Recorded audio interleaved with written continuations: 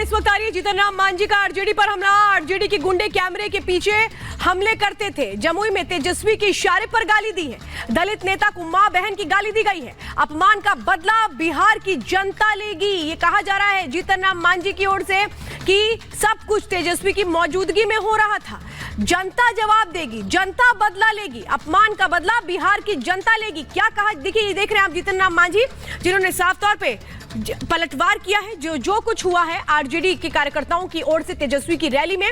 इसके बाद अब किस तरह से हमलावर है घटक दल बीजेपी के, वो साफ तौर पे कह रहे हैं कि इसका बदला जनता लेगी बिहार की। तो जीतन राम मांझी ने बड़ा हमला आरजेडी पे बोला है। अब तक आरजेडी के जो गुंडे हैं वो क्या कुछ कर रहे थे, इशारा था तेजस्वी का, तेजस्वी के इशारे पर ये गाली दी गई है। हालांकि जो वीडियो सामने आया है उसकी पुष्टि नहीं करता है रिपब्लिक भारत, क्योंकि रैली थी तेजस्वी यादव की और उस दौरान चिराग पासवान को गाली दी जा रही थी। जीतन राम मांझी ये कह रहे हैं कि तेजस्वी के इशारे पर कार्यकर्ता सब कुछ कर रहे थे।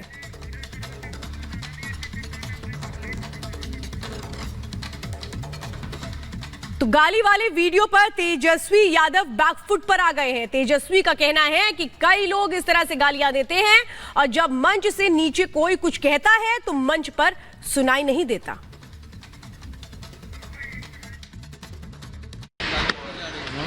कौन दिया? हम दिए। दिया कौन? हम तो वो वीडियो देखे हैं, कोई हमको भेजा था। तो पब्लिक में मंच पे थोड़ी कोई दे रहा है, पब्लिक में कोई दे रहा है। कोई भी बना के दे सकता है। ऐसे तो मेरे बारे में भी लोग देते होंगे, तो इस पे बात का बतंगड़ क्यों बनाना? अगर ऐसी बात मेरे सामने मेरे कान तक आई होती तो ये सब कोई टॉलरेट करता है जी। और चुनाव के दौरान कौन बेवकूफ़ होगा जो ऐसी बातें करेगा? तो ये सब पब्लिक नीचे है, पब्लिक में कौन है क्या है वो अपना वीडियो बना रहा है। तो पब्लिक में से ना आया है वीडियो, देखें आप लोग। आप लोगों को क्या लग रहा है हम भाषण दे रहे हैं? हजारों लोग हैं, हजारों में से कोई नीचे एक वीडियो बना करके नीचे से डाल रहा है, ये नहीं कि मत से डाल रहा है। तो इसमें क्या मतलब है फिर इसमें क्या लेना देना? ऐसे तो कितना लोग हम लोग को गाली देता है दिन रात। तो आरजेडी लगातार किसी न किसी कारण से विवाद में आ गई है। पहले नवरात्रों में मछली खाने को लेकर और अब इस तरह से तेजस्वी यादव के सामने गालियां दी जा रही है। तेजस्वी एक बार भी आपत्ति नहीं जताते हैं। खुद चिराग पासवान ने कहा कि वो अगर वहां होते तो किसी का मुंह तोड़ देते। अब इस पूरे मामले पर बिहार के दोनों डिप्टी सीएम की क्या प्रतिक्रिया है ये आपको सुनाते हैं। अत्यंत ही दुर्भाग्यपूर्ण है कि देश के दलितों के मसीहा स्वर्गीय रामविलास पासवान जी के पत्नी को और श्री चिराग पासवान जी की माता जी को जिस तरह गाली गलौज राष्ट्रीय जनता दल के द्वारा किया जा रहा, यह अशोभनीय है, दुख है, पीड़ादायक है और जरूर कार्रवाई होगी, चुन कर कार्रवाई होगी। इतना कंफर्म करता हूं। एक भी व्यक्ति तो गाली देने वाले लोग हैं, चलिए उनकी कथनी करनी कभी एक समरूप नहीं रहा है। और ये किस भावना के हैं? यही लोग हैं ना जो बिहार के नौजवानों को पलायन के लिए विवश किए, यहाँ का उद्योग धंधा बंद किए, रोजगार का अवसर छीने और ऐसे मानसिकता के जंगल राज लाने वाले लोग ये अब गुंडा राज की और गुंडा की भाषा में गुंडे की बात करवाते हैं। तो ऐसी निश्चित तौर पर चुनाव आयोग को इसको संज्ञान लेना चाहिए।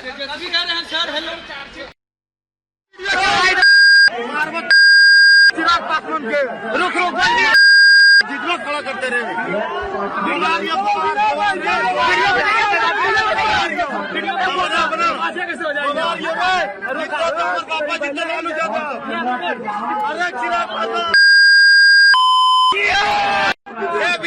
विजय भैया चिराग पासवान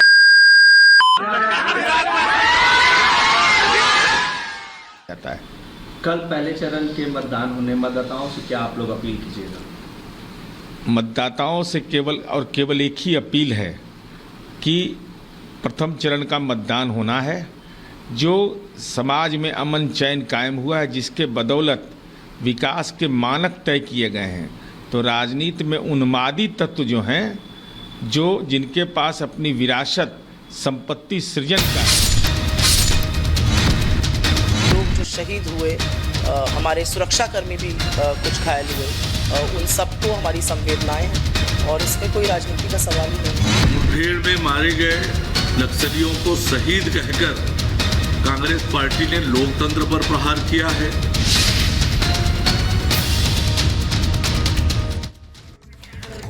तो सुप्रिया श्रीनेत ने जिस तरह से नक्सलियों को शहीद बताया, उसके बाद अब किस तरह से कांग्रेस चौतरफा घिर चुकी है। शिवराज सिंह चौहान ने भी साफ तौर पे कहा कि कैसे ये एक तरह से दुर्भाग्यपूर्ण बयान है। कांग्रेस हमेशा ही नक्सलियों आतंकियों का महिमा मंडन करती है, देश कांग्रेस को माफ नहीं करेगा। तो बड़ा हमला शिवराज सिंह चौहान ने भी बोला है सुप्रिया श्रीनेत के उस बयान को लेकर के, जहां पर एनकाउंटर होता है नक्सलियों का छत्तीसगढ़ में, लेकिन आंसू बहाए जाते हैं कांग्रेस की ओर से। अब शिवराज सिंह चौहान कैसे हमलावर है, सुनिए जरा।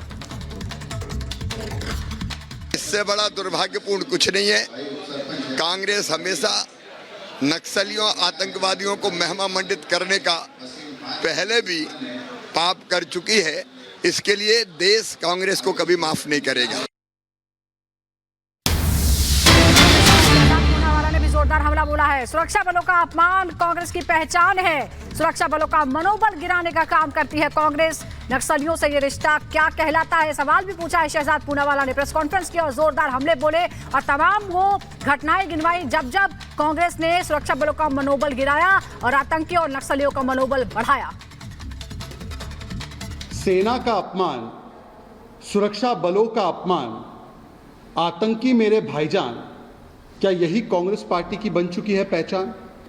कांग्रेस पार्टी आतंकियों को, नक्सलियों को, उग्रवादियों को शहीद कहती है और सेना और सुरक्षा बलों के कार्रवाई पर प्रश्न चिन्ह खड़े करके उनके मनोबल पर कुटाराघात और चोट करती है। सेना का अपमान, सुरक्षा बलों का अपमान, आतंकी मेरे भाईजान, क्या यही कांग्रेस पार्टी की बन चुकी है पहचान? कांग्रेस पार्टी आतंकियों को, नक्सलियों को, उग्रवादियों को शहीद कहती है और सेना और सुरक्षा बलों के कार्रवाई पर प्रश्न चिन्ह खड़े करके उनके मनोबल पर कुटाराघात और चोट करती है। तो सुरक्षा बलों की कार्रवाई पर सवाल उठाना, उनका मनोबल गिराना, सवाल पूछना और आतंकियों को साहब कहकर पुकारना टुकड़े टुकड़े की सियासत करने वाली कांग्रेस की अब ये पहचान बनता जा रहा है। और अब ताजा मामले में नक्सली जो सुरक्षा बलों के साथ एनकाउंटर में मारे गए, उनको कांग्रेस की प्रवक्ता सुप्रिया श्रीनेत ने शहीद बता दिया है। पूरी रिपोर्ट आपको दिखाते हैं।